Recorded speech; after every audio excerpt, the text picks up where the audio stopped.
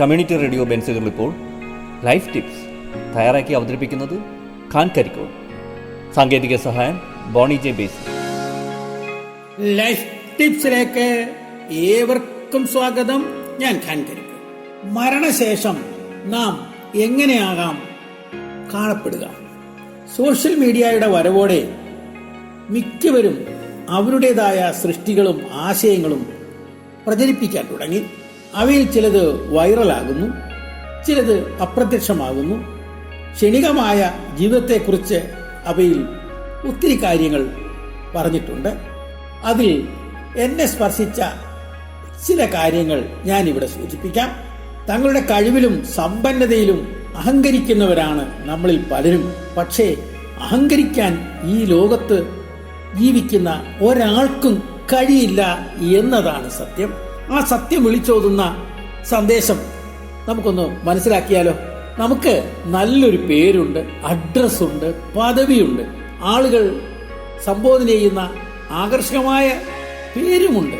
പക്ഷേ നാം മരിച്ചാൽ ഉടനെ നമ്മുടെ മേൽവിലാസം ബോഡി എന്നാകുന്നു. മരണം അറിഞ്ഞാൽ നമ്മളെപ്പറ്റി പറയുന്നത് എങ്ങനെയൊക്കെ ആയിരിക്കും? ബോഡി കൊണ്ടുവന്നോ? എപ്പോഴാ എടുക്കുന്നേ? എന്നിങ്ങനെ ആയിരിക്കില്ലേ ചോദ്യങ്ങൾ. നമ്മുടെ പേര് പോലും ആരും പറയില്ല.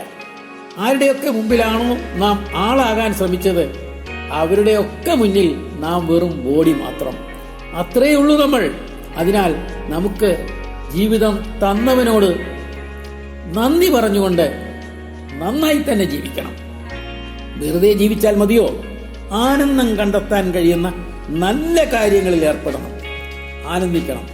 യാത്രകൾ മനസന്തോഷം തരുന്നവയാണ്. യാത്രകൾ ചെയ്യുക, പ്രകൃതിയെ ആസ്വദിക്കുക, ഇഷ്ടപ്പെട്ട ആഹാരം കഴിക്കുക, ഇഷ്ടമുള്ള വസ്ത്രം ധരിക്കുക. സീരിയസ് ആയിട്ടൊന്നും ഇരിക്കരുത്. തമാശകൾ കാണാം, കേൾക്കാം, അതൊക്കെ ആസ്വദിച്ച് പൊട്ടിച്ചിരിക്കാം. ഡാൻസ് ചെയ്യാൻ അറിയില്ലെങ്കിലും അല്പമെങ്കിലും ഒക്കെ ആകാം. മനസ്സ് കലുഷമാക്കരുത്. മനസ്സിനെ ചെറുപ്പമായും പോസിറ്റീവായും നിലനിർത്തുക.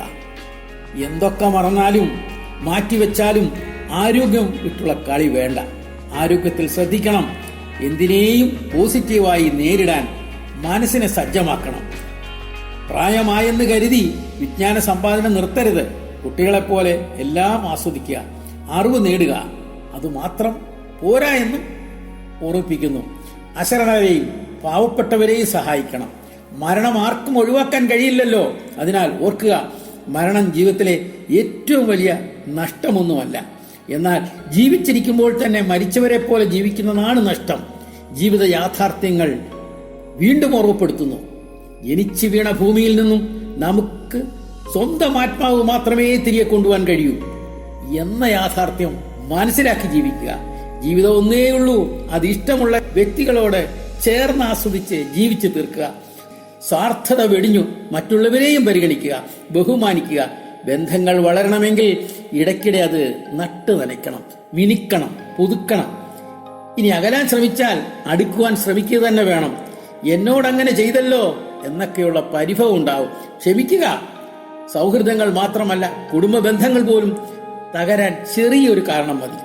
അകൽച്ച തോന്നുമ്പോഴേ കൂടുതൽ അടുക്കുവാൻ ശ്രമിക്കണം. ചെറിയ അനിഷ്ടം മതി ഉള്ള സൗഹൃദം മങ്ങാൻ. പറ്റാത്ത ഒരു വാക്ക് മതി ചേർന്ന് നിന്നിരുന്ന കണ്ണിളകാൻ. സംസാരത്തിനിടയിൽ വരുന്ന പരാമർശങ്ങൾ മതി ദീർഘകാലം തെറ്റി നടക്കാൻ. ഒടുവിൽ പിണക്കമായി, വിളിനിന്നു ശത്രുവായി. അവിടെ കണ്ടാൽ ഇവിടെ മാറിപ്പോരായി. കാലമേറെ ചെന്നാൽ പിന്നെ ആരും മിണ്ടുമെന്നായി. കാലമേറെ കഴിഞ്ഞ് എന്തിനാ തെറ്റിയതെന്ന് പോലും ഓർമ്മയുണ്ടാവില്ല. പക്ഷേ എന്നിട്ടും മിണ്ടാതെ വിളിക്കാതെ നടക്കും. ഇന്ന് കാണുന്നവനെ നാളെ കാണില്ല. എന്നാണ് നാമൊക്കെ ഇവിടുന്ന് സലാം പറഞ്ഞു പോകുന്നതെന്നും ആർക്കും അറിയില്ല. ഒരു മതി ഒടുങ്ങാൻ, ഒരു ചിരി മതി എല്ലാം ഒതുങ്ങാൻ. സ്വന്തക്കാർ മരിച്ചു കഴിയുമ്പോഴാണ് അവരെക്കുറിച്ചുള്ള നല്ല ഓർമ്മകളും ചിന്തകളും വരുന്നത്. അപ്പോഴാണ് ദുഃഖം തോന്നുന്നത്. ജീവിച്ചിരിക്കുമ്പോൾ സ്വാർത്ഥതയും ഈഗോവും കുറ്റങ്ങളും കുറ്റപ്പെടുത്തലും ആണ്. ഭക്തി മാത്രം പോരാ, നല്ല പ്രവൃത്തിയും വേണം. മരിച്ചു കഴിഞ്ഞാൽ തെറ്റ് തിരുത്താനോ മാറ്റു പറയാനോ ആകില്ല. നമ്മളും ഒരു നാൾ മരിക്കും എന്ന യാഥാർത്ഥ്യം ആരും ചിന്തിക്കുന്നില്ല. അറിയുക, കാത്തു സൂക്ഷിക്കുക ബന്ധങ്ങളെ. ഇന്ന് നാം രാജാവാകാം, നാളെ നാം ജഡമായി മാറാം. അത് ഏത് നിമിഷവും ഓർക്കുക. അപ്പോൾ നമ്മുടെ മനസ്സിലെ ഈഗോ മാറി വരും, നല്ലൊരു മനുഷ്യനായി തീരുക തന്നെ ചെയ്യും.